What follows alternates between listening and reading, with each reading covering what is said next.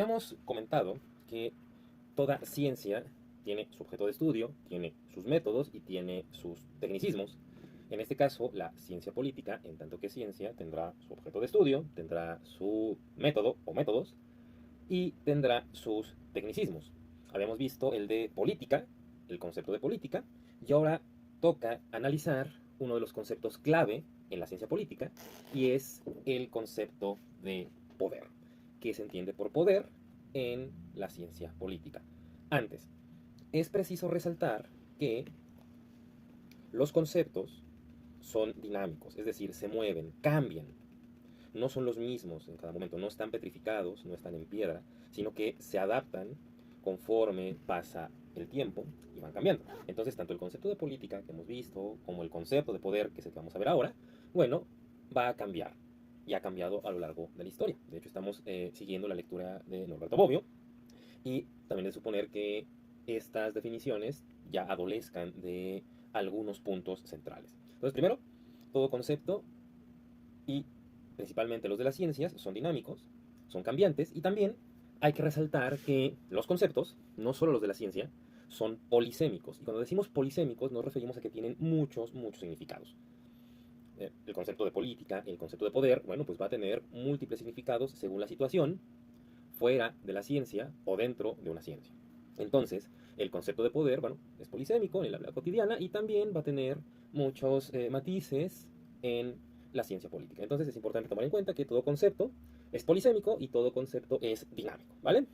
Ahora, ¿qué se entiende por poder en ciencia política siguiendo la lectura de Norberto Bobbio? Bueno, bueno, bueno, pues poder en ciencia política, grosso modo, se va a entender como la capacidad de valerte de ciertos medios para conseguir alguna ventaja. La capacidad para valerte de algunos medios para conseguir alguna ventaja. Es decir, el poder busca ventajas. El poder no es algo que se busque por sí mismo, sino que se busca para sacar provecho de otras cosas. No para querer más poder y más poder, sino para sacar beneficios. Ahora, el poder conlleva por lo general, el sometimiento de otros seres humanos. Esos seres humanos llegan a ser medios para buscar algunos propósitos. Entonces, en las dinámicas de poder, habrá una persona, un humano, que tenga el poder, lo ejerza, veremos esa distinción, y habrá otros humanos que son sometidos. Habrá un dominante y un dominado. El dominante es el que ejerce el poder sobre el dominado y tener en claro que es con vistas a obtener una ventaja, a sacar una ventaja.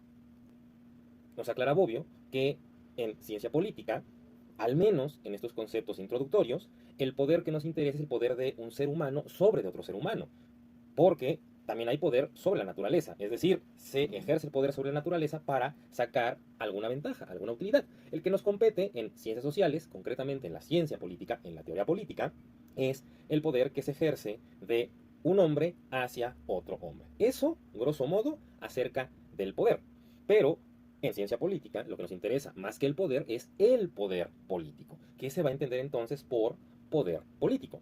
Bueno, el poder político entra, como ya se mencionó, en estas dinámicas de un dominante a un dominado. Una relación de por lo menos dos. Y Norberto Bobbio también nos va a mencionar dos tipologías de cómo entender el poder político.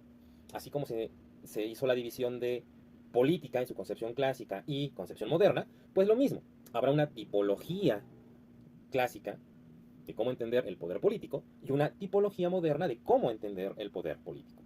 En cuanto a la tipología clásica del poder, en donde encontraremos la definición de poder político, Norberto Bobbio sigue a Aristóteles y es la lectura que hace Bobbio de Aristóteles.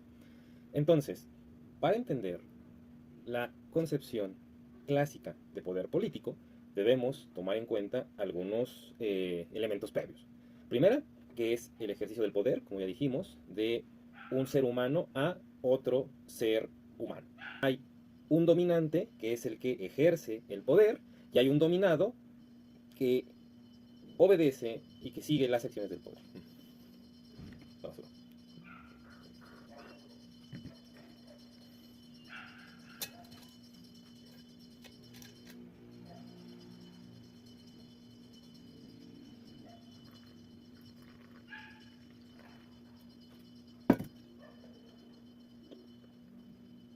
Muy bien. En la definición del poder político en la tipología clásica, es preciso tener presente que hay un dominante, que es el que ejerce el poder, y un dominado, que debe obedecer al dominante, ¿vale? Ahora, aquí la clave está en comprender quién es el beneficiado de esta relación de poder entre un dominante y un dominado. ¿Quién saca la ventaja? ¿Quién saca el interés? Y hay tres distinciones en la tipología clásica que nos expone Bobbio, siguiendo a Aristóteles y siguiendo a los autores del siglo XVII. Entonces, la primera relación de poder es el poder paternal.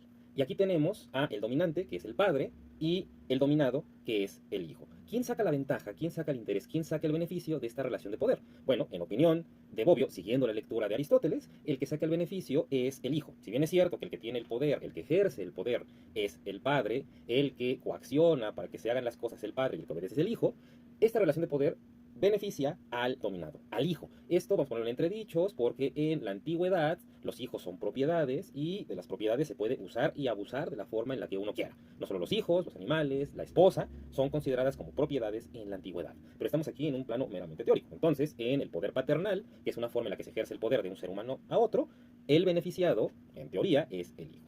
Otro tipo de poder en la tipología clásica es el poder despótico.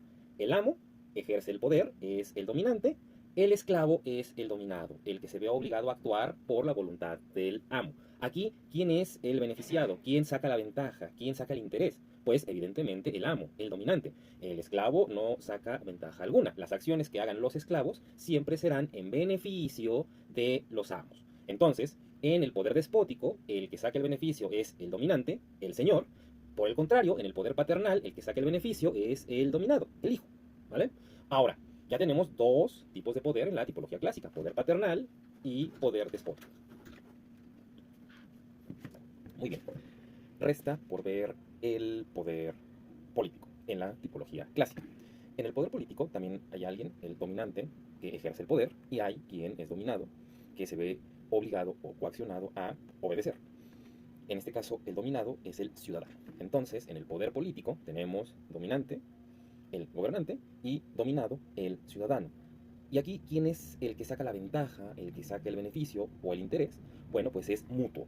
Tanto el gobernado gobierna en favor de los ciudadanos y en favor de sí mismo. Entonces, en el poder político, en la concepción clásica, los beneficiados son tanto el dominante, el gobernado, como el dominado, el ciudadano. Entonces, el gobernante debe hacer acciones públicas, acciones políticas, en beneficio de la comunidad política, gobernante y gobernado, ¿vale? Ahora, ya vimos poder político, poder paternal y poder despótico en la tipología clásica, quién es el dominante y quién es el dominado en cada una de ellas, y quién es el que se beneficia en cada una de ellas. Pero resta por analizar un concepto clave en toda ciencia, y la ciencia política no es excepción, y consiste en el fundamento, es decir, qué es aquello que va a explicar esta relación de poder.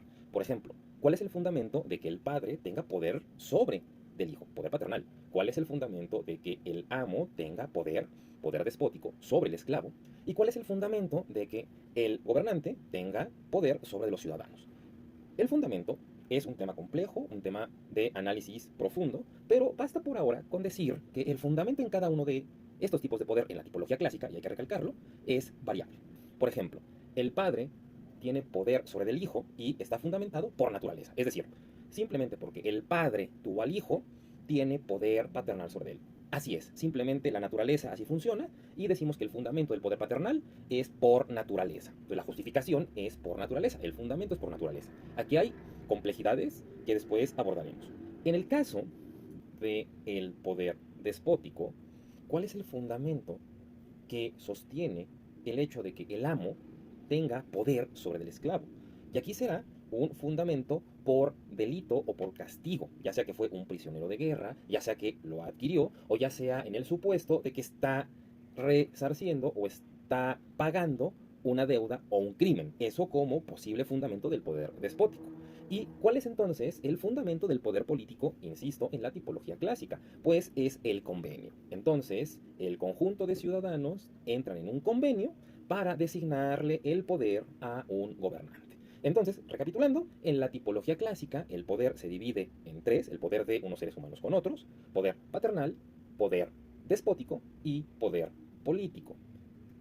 En los tres hay un beneficiado, alguien que saca ventaja. En el caso del poder paternal es el dominado, el hijo. En el caso del poder despótico es el dominante, el amo. Y en el caso del poder político, los beneficiados son ambos, tanto dominante como dominado. Y respecto al fundamento, es decir, qué justifica el poder en cada uno de ellos, nos damos cuenta que en el primer caso, en el poder paternal, es la naturaleza la que justifica esa relación de poder.